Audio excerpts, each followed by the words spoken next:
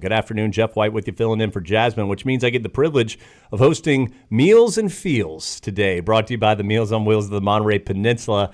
I have one of their greatest volunteers with us, Philip. Philip, welcome to Meals and Feels.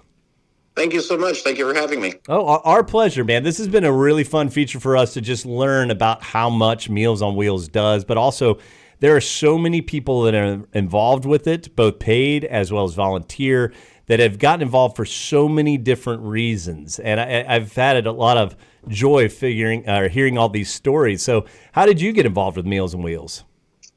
It's a pretty easy story. I retired several years ago and was enjoying retirement, but I put on about 20 pounds and my yard was too clean. So I had to find something to do that made a difference in somebody else's life, because I've always volunteered my whole life. And just hit the internet and found out that Meals on Wheels had a driver position opening, which was actually 0.1 miles away from my house. So I just walked down the street and walked in and said hello and said, "You guys need to hire me tomorrow." And I started the next day. Wow. Well, that was convenient on a lot of levels for you and them, huh? It was meant to be. And it's a congregate position, which means I take the meals to all the senior centers, either on the Monterey Peninsula or in Salinas. So it's really great. I drop off hundreds of meals at each site. Wow. And I imagine, maybe not as much with some of the door-to-door deliveries, but I imagine maybe even more so, you get to see just the impact with these senior centers by working for Meals on Wheels and bringing all these meals, right? There's no doubt about it. They are so appreciative when you pull up. Their eyes just light up. It's a godsend to them. It's their life, and it's a great time to just talk to someone you would never see or meet in your whole life. It's just really a wonderful experience.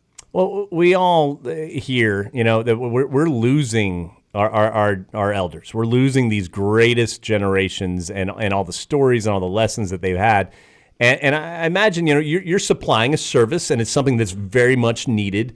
But also, like you kind of alluded to, you get the opportunity to hear some of these stories, to meet some of these folks, because they often get pushed to the side, and it's really a shame. I think that's one of the things that Meals on Wheels does such a great job of, engaging these folks and letting them know that we care about you and we still want to hear your stories, and you're still very much a part of our community.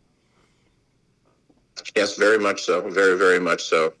My own parents are on the program. It's just an amazing thing. It's just this one thing my mother doesn't have to do is cook, which is she's done for my dad for the last 60 plus years. So it's really given them a lot of freedom and more chance to do different things. They see a different driver every day. They've made relationships with them.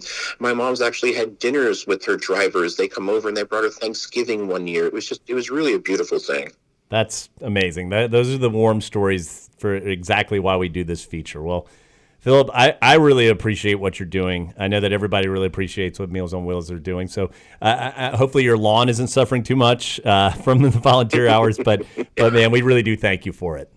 No, my pleasure. Absolutely enjoy it. It's a privilege. All right on. Well, thanks so much. And hopefully we'll get to chat with you again. Great. Thank you so much. You take care, Jeff. You too. That was Philip with Meals on Wheels as a part of our Meals and Feels that we do every Tuesday at around 2:45 or so here on KRML. I encourage you to check out what the Meals on Wheels of the Monterey Peninsula does. It is truly some extraordinary